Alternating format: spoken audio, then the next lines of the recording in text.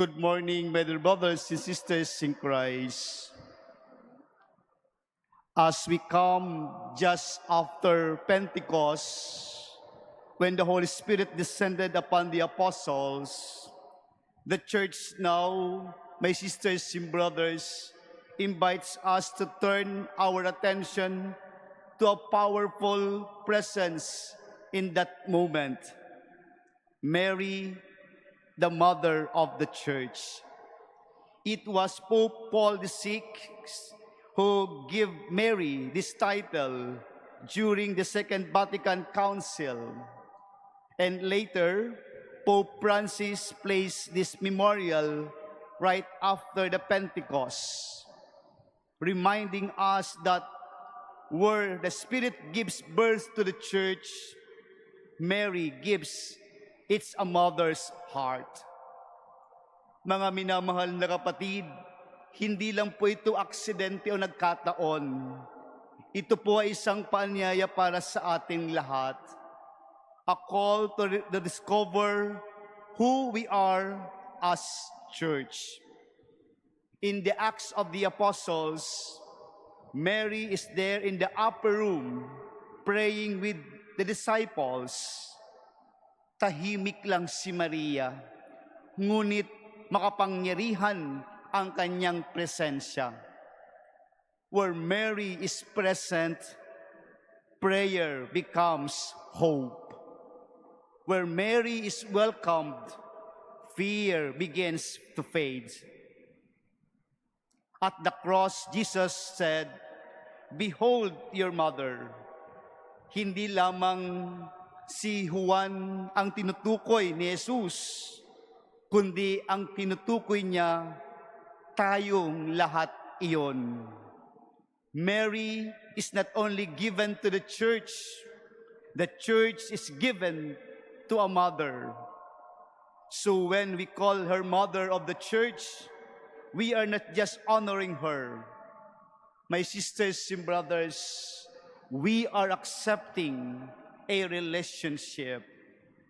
And what does this mean for all of us today?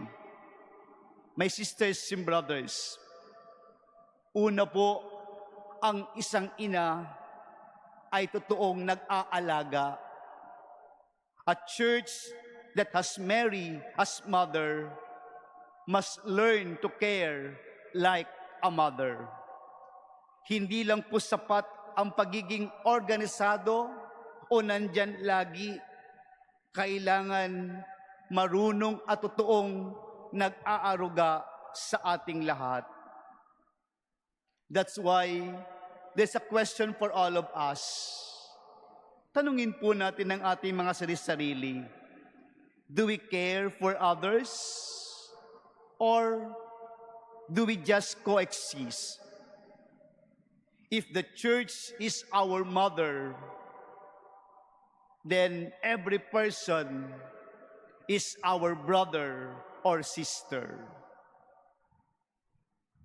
Pangalawa po, ang isang ina ay nagtuturo. Mary teaches us her yes.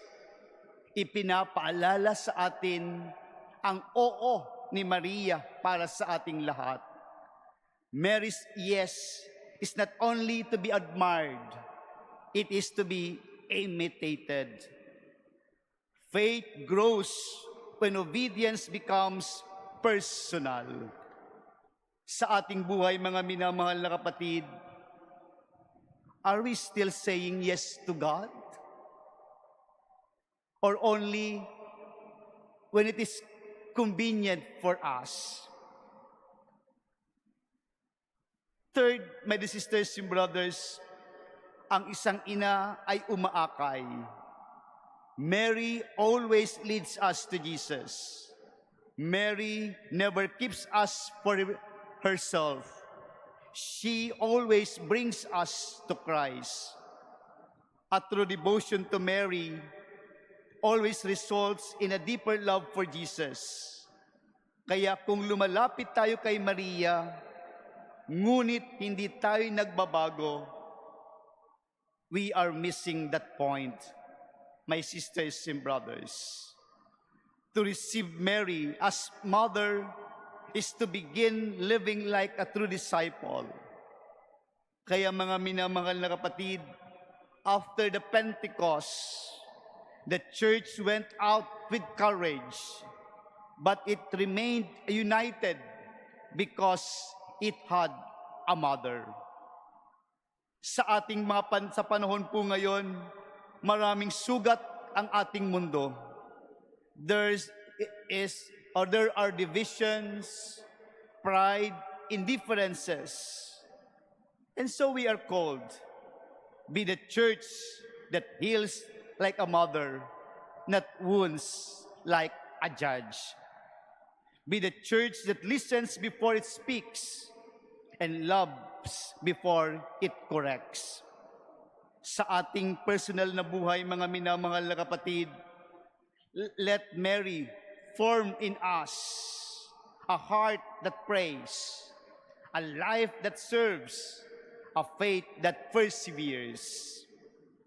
As we honor Mary today, let us not only to admire her, let us receive her. Tanggapin po natin siya bilang ina ng ating buhay, ng ating paglalakbay, ng ating komunidad, ng ating bansa, ng ating simbahan. Lumapit tayo sa Kanya sa panalangin. And remember, a Christian who has no room for Mary will struggle to feel at home in the church. Mary, Mother of the Church, make us people who pray like you, trust like you, and love like your Son. Amen.